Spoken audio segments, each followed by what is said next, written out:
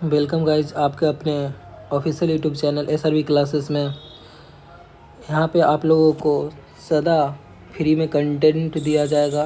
अभी हम लोग डिस्कस कर रहे हैं आर्ट्स ऑफ टीचिंग का प्रीवियस ईयर क्वेश्चन 18, 19 और 18, 20 और 2023 का क्वेश्चन हम लोग देख चुके हैं। अभी हम लोग 2024 का क्वेश्चन देख रहे हैं।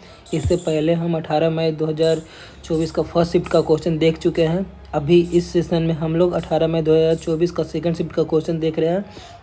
तो चलिए शुरू करते हैं। अगर आप इस चैनल पर नए हैं तो चैनल को लाइक शेयर एंड सब्सक्राइब जरूर कीजिएगा। तो शुरू करते हैं पहले क्वेश्चन से। शिक्षण के पूर्व सक्रिय चरण का शैक्षिक उद्देश्य क्या है? बताइए आंसर कौन सा होगा। ऑप्शन नंबर ए क्रिया और प्रतिक्रिया का पूर्ण बल और प्रतिपुष्टि मूल्यांकन के सबसे उपयुक्त तकनीक का चयन,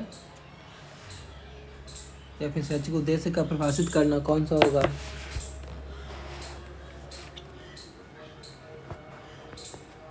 शैक्षिक उद्देश्य को परिभाषित करना। शिक्षकों के लिए पढ़ाना सर्वोत्तम है क्या? कौन? सरल विषय विशेषज्ञ, कौन सा? सरल विषय पढ़ाना सर्वोत्तम है। आप निम्न में से आदतों को आकार देने के लिए किसका उपयोग करेंगे? भावना को, शिक्षण को, प्रशिक्षण को, इनमें से कोई नहीं। तो प्रशिक्षण को। ज्ञान के स्तर पर छात्र करेंगे, क्या करेंगे? ज्ञान के स्तर पर छात्र जानकारी याद रखेंगे।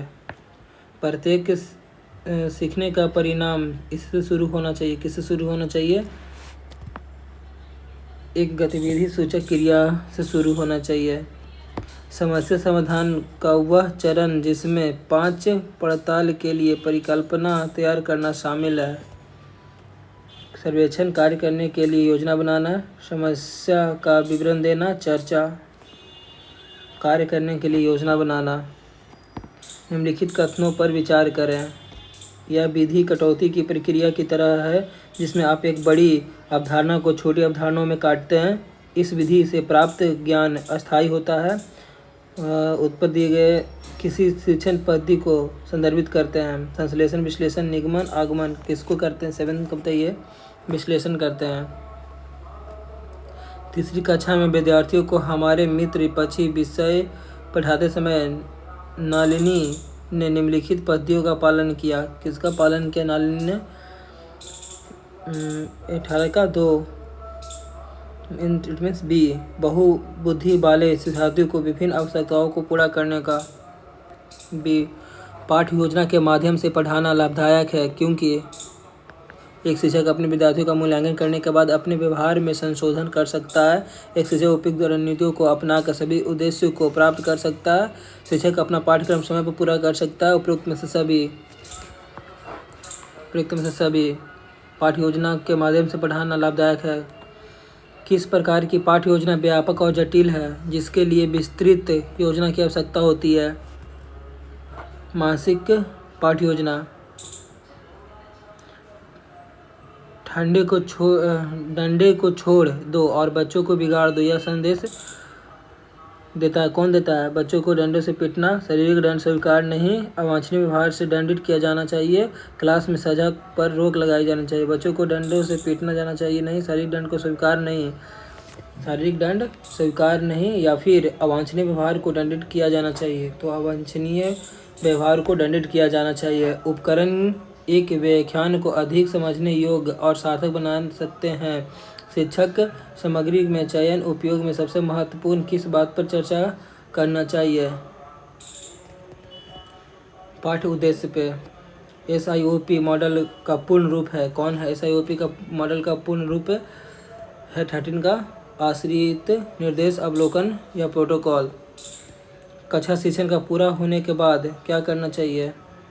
ब्लैक बोर्ड किसी विद्यार्थी से साफ करवाना चाहिए? नहीं। ब्लैक बोर्ड को वैसे ही छोड़ देना चाहिए? नहीं। शिक्षक को ब्लैक बोर्ड साफ करना चाहिए? हाँ। किस प्रशासन में जिम्मेदारी की भावना की परवाह नहीं की जाती? अनुदेशात्मक प्रशासन में, अधिनियामकवादी प्रशासन में, लोकतांत्रिक प्रशासन में, हस्तक्षेपन प्रशासन में। तो हस्तक्षेपन प्रशासन में जिम्मेदारी की भावना का परवाह नहीं की जा सकती।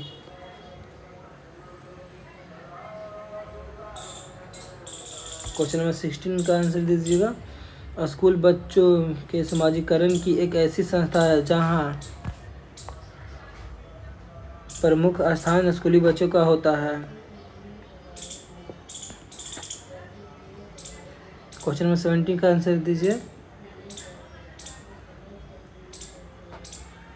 निम्नलिखित में से कौन सा सूचना का तृतीयक स्रोत है? कौन सा सूचना का तृतीयक स्रोत है? ग्रंथ सूची की ग्रंथ सूची तृतीयक स्रोत है। सीखने के सुगमकर्ता के रूप में एक शिक्षक की आवश्यकता होती है। सीखने के सुगमकर्ता के रूप में एक शिक्षक की आवश्यकता क्या होती है? पेशेवर और शैक्षणिक उन्नति के अवसर पे शैक्षणिक उन्नति के अवसर, बुनियादी शिक्षा होना चाहिए। कैसी होनी चाहिए? ये सभी परिवार उन्मुखी, छात्र उन्मुखी, गतिविधि उन्मुखी, ये सभी। यदि उत्तर पुस्तिका मूल्यांकन पढ़ने वाले शिक्षक के अलावा करे तो छात्र के साथ अन्यायपूर्ण और पक्षपातपूर्ण व्यवहार नहीं किया जाएगा। डी। सापेक्ष ग्रेडिंग को अन्य किस रूप में जाना जाता है? सापेक्ष ग्रेडिंग को अन्य रूप में जाना जाता है मानक संदर्भित मानदंड। मानक संदर्भित मानदंड 21 का बी। 22 का निरपेक्ष ग्रेडिंग को अन्य किस रूप में जाना जाता है? निरपेक्ष ग्रेडिंग को निष्कर्ष संदर्भित ग्रेडिंग के रूप में जाना जाता है। निष्कर्ष संदर्भित ग्रेडिंग के रूप में जाना जाता है। इनमें से कौन सा अनौपचारिक मूल्यांकन नहीं है? अनौपचारिक मूल्यांकन नहीं है। कौन नहीं है? अनौपचारिक मूल्यांकन परियोजना अनौपचारिक मूल्यांकन नहीं है। पाठ्यचर्या की योजना बनाने और उसे लागू करने में स्कूल से इसका चयन होता है। किसका चयन होता है? राष्ट्र का, क्षेत्र का, संस्कृति का, जनसंचार का, तो संस्कृति का। जागरूकता, रुचि, मूल्यांकन, परीक्षण और अंगीकरण, ये 5 चरण के लिए हैं। किसके चरण के लिए हैं? पाठ्यचर्या परिवर्तन के लिए हैं। शिक्षण अधिगम प्रक्रिया एक यात्रा है। शिक्षण अधिगम प्रक्रिया एक यात्रा है। अमूर्त से अमूर्त, ज्ञात से अज्ञात, सरल से जटिल, ये सभी बड़ी क्षमता वाली कक्षा को पढ़ाने वाले शिक्षक के लिए कौन सी तकनीक सबसे अच्छी है? कौन सी तकनीक सबसे अच्छी है? वाद विवाद या विचार विमर्श का। ए। लड़कों और लड़कियों के कक्षा व्यवहार में अंतर का मुख्य कारण कौन सा है? शैक्षिक स्तर, नौकरी की आकांक्षाएं, सामाजिक अपेक्षाएं, विकासात्मक मतभेद। तो सामाजिक अपेक्षाएं हैं। 29 कक्षा निर्देश को बढ़ाने या जीवंत करने के लिए शिक्षक द्वारा उपयोग की जाने वाली वस्तु या उपकरण को किस रूप में जाना जाता है? ऑडियो सामग्री में। कक्षा निर्देश को बढ़ाने और जीवंत करने के लिए शिक्षक द्वारा उपयोग की जाने वाली वस्तु का उपकरण को किस रूप में जाना जाता है? ऑडियो सामग्री, दृश्य सामग्री, शिक्षण सामग्री, उपकरण। 29 का शिक्षण सामग्री उपकरण के रूप में जाना जाता है। श्रव्य दृश्य सामग्री है। कैसा है? श्रव्य दृश्य सामग्री क्या है? डी का श्रव्य दृश्य सामग्री ना तो छोटा होना चाहिए और ना ही तो बड़ा होना चाहिए और ना ही बहुत छोटा होना चाहिए। डी। माइकल ओ डायर कौन था? पंजाब का उपराज्यपाल था। ए। बिहार का कौन सा जिला सर्वाधिक वनाच्छादित है? बिहार का कौन सा जिला? कैमूर का। निम्नलिखित में कौन एकात्मक प्रशासन प्रणाली का उदाहरण है? तो क्या होगा? श्रीलंका। साइमन कमीशन के विरोध में हुए लाठीचार्ज किस नेता की मौत हो गई थी? लाला लाजपत राय की। भारत ने कितने बार एकदिवसीय क्रिकेट विश्व कप चैंपियन खिताब जीता है? 2 बार। खेल के बारे में नीचे दिए गए कथनों में कौन सा गलत है? यह उन बच्चों के लिए अच्छा नहीं है जो दूसरे के साथ तालमेल बिठाने में कठिनाई महसूस करते हैं। खेल के बारे में ये गलत है। मेट्रो रेलवे स्टेशन बाहर तथा भूमिगत स्थान दोनों पर होता है। कौन से पोषक तत्व हमें काम करने के लिए ऊर्जा देता है? सभी। वसा, कार्बोहाइड्रेट, प्रोटीन, विटामिन और खनिज सभी। निदान के लिए एक डॉक्टर एक मरीज से कहता है कि उसे रक्त हीमोग्लोबिन कम है तो क्या खाना चाहिए? गुड़, नींबू और नहीं आंवला, हरी पत्तेदार सब्जी और गुड़। ए। तो आज के सेशन में हम लोग 18 मई 2024 का सेकंड शिफ्ट का क्वेश्चन देख लिए हैं। तो सेशन आप लोग को अच्छा लग रहा है और आप लोग के लिए है, इसमें और कुछ भी सुधार करना है तो कमेंट ज़रूर कीजिएगा। अगर बाकी आप लोग चैनल पर अभी तक बने हुए हैं तो चैनल को सब्सक्राइब एंड लाइक ज़रूर करके जाइएगा। धन्यवाद।